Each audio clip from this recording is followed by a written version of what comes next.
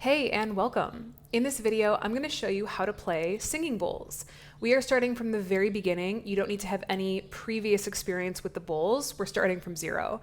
And what I'm going to show you today applies to all different types of bowls. So whether you've got the metal bowls, if you've got the crystal quartz bowls like I have here in front of me, or alchemy bowls, what I'm going to show you works for all of them. So stay tuned if you want to learn more on how to play the bowls. Hey, if you don't know me already, my name is Becca. I'm a professional musician who fell down the rabbit hole into spirituality. I play percussion professionally in a symphony orchestra, and I'm also trained extensively as an energy healer. So I'm here today to show you how exactly to play these bowls using a variety of different techniques so you can get a variety of different sounds on them. Today is really just like a beginner lesson on getting set up, getting started, getting your first really nice sounds on the bowls, but there will be future videos down the line where I get more detailed into different sounds, different techniques, and things like that. Okay, so before we dive into our playing, there are a few things that we need to think about so we can set ourselves up for success.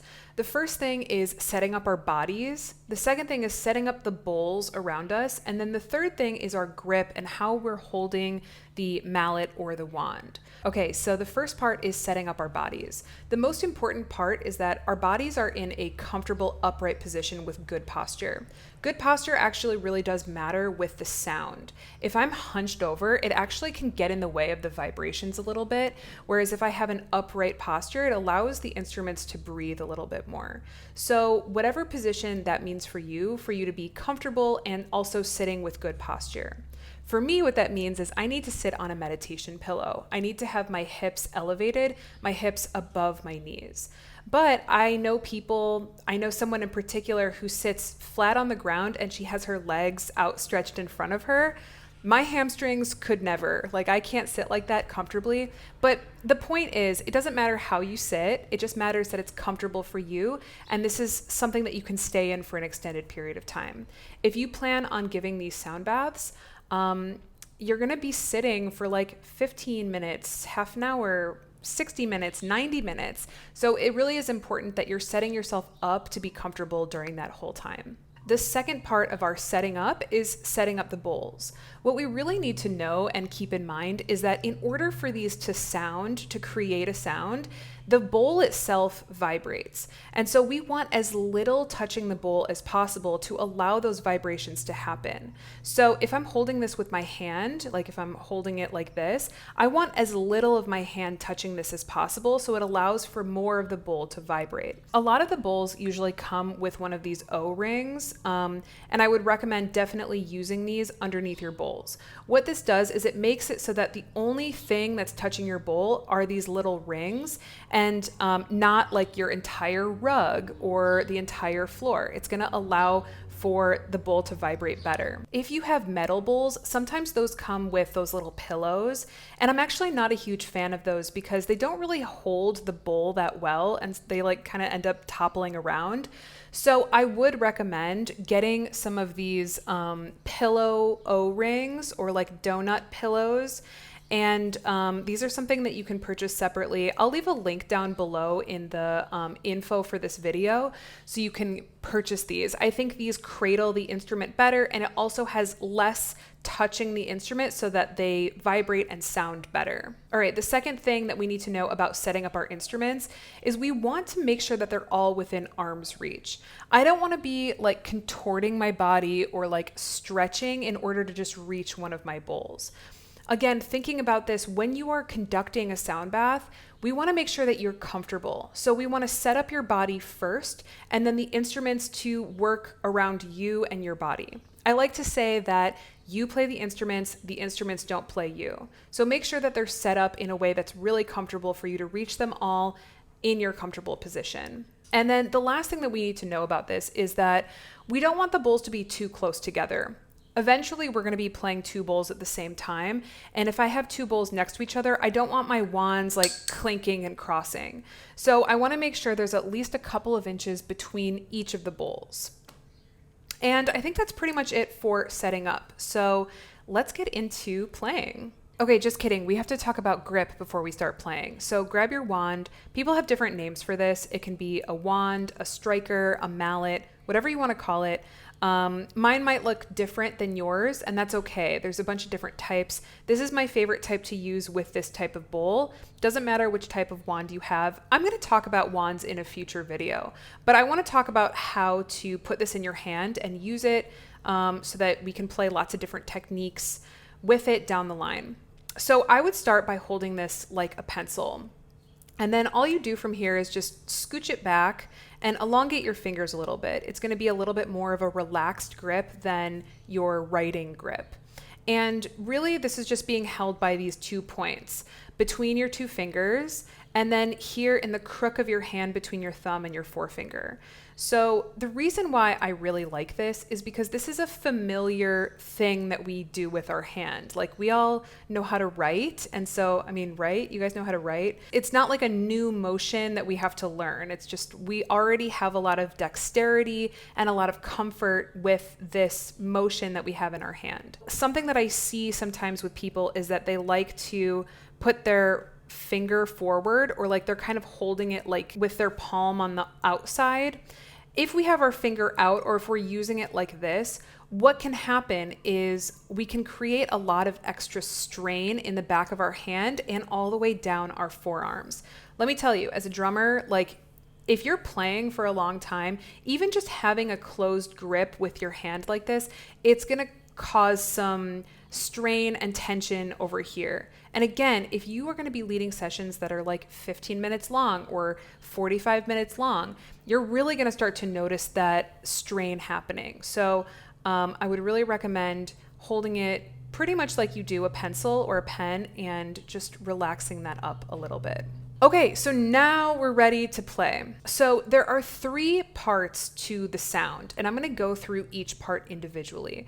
The first part is activating the bowl. How do I get this going from not making any sound at all to creating a sound or singing? The second part is sustain. So that's the sound continuing on. And then the last part is when we release and there's a ring afterwards.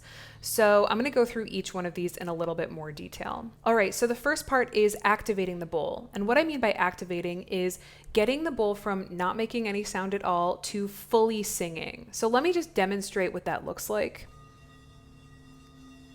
It takes a little while for it to really get to its full sound. And now I would call this singing, where it's really in it's creating a full tone. It's like a full-bodied sound. So you may have noticed that it took a little while to get it going. I'm actually going to count how many revolutions around the rim does it take to get this bowl activated. Ready? Okay. 1, 2, 3, 4, 5, 6, somewhere between 6 and 7. And now it's really creating this full tone. So this is what I mean by activating it, is getting it from 0 to like its really pure sound. Some people like to tap the bowl first very lightly before they start using friction, and this will speed up the activation process. And you are completely welcome to do this. And now it only takes like 2 or 3 revolutions. But you might notice like it creates a sound, and that's going to create a different energy. It's a different vibe. So I want to make sure that you know how to use just friction to get the bowl singing from nothing. So feel welcome to lightly tap, but also it's a good idea to know how to do it just using friction. So basically, when it comes to the activation process, we might need to move our arm faster around the bowl to get it going. And we might need to apply a little bit more pressure, dig into the bowl a little bit more to help speed up the activation process. So if I press a little bit more, if I go around the bowl a little bit faster, let me show you what that looks like.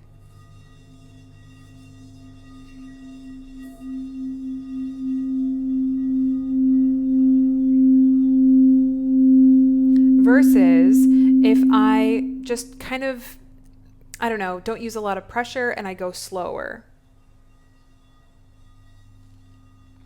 If I do this, I'm not really getting anywhere.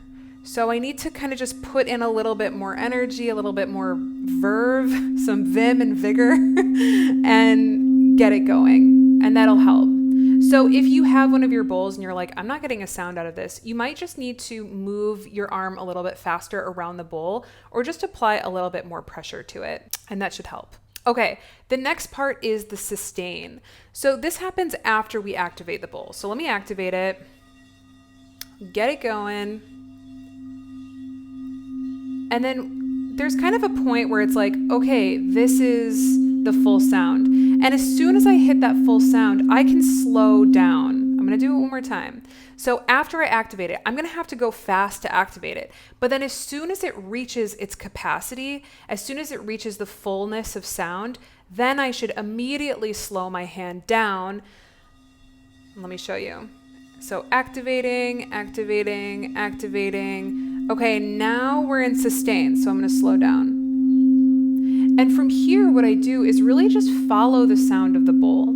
This is where I really just need to be intentional and listen to the sound that's happening and adjust my speed based off of what I'm hearing from the bowl. If I go a little bit faster, it's going to make it a little bit louder. It's gonna make the sound a little bit more intense. And if I go slower, it's gonna relax the sound. Each bowl kind of has a sweet spot of where it likes to be naturally. So I would just listen to your bowl. Every bowl is going to be different. Every bowl has a different speed that it's going to sound the best at. Every bowl is going to activate at a different speed. So just make sure that you are paying attention to each bowl that you have and just recognize that every bowl is going to have a little bit of differences between them. All right, last thing is the release or the ring afterwards. So after we've played our bowl, first I'll activate it. Get this going. Now I've slowed down the speed of my hand during the sustain. And then what happens when I release is all I'm gonna do is just lift my hand away. And then there's this beautiful ring that happens. And really what I wanted to draw your attention to is that if you have a lower bowl, the lower bowl is gonna ring for a lot longer than a high bowl. So this is a C that I have here. I have another C over here. And I just wanna compare how long it rings, this higher C versus the lower C. So I've activated, I'm slowing down for the sustain. And then I wanna count how long this rings. Ready? 1, 2, 3. It's like almost gone. So I would say like 8 or 9 seconds, or counts. Whereas if I get this low C, let me activate this, get this guy going, and let's see how long this one rings. Okay, sustain. Okay, ready? 1, 6, 11, 16. I don't know if you guys can still hear it. 21. Okay, now it's almost gone. So this one rings for quite a lot longer. The opposite is also true. So in order to get a big bowl activated, bigger or thicker, it's going to take more energy. You're going to have to go faster. You're going to have to apply more pressure. But once it gets going, it rings for so much longer.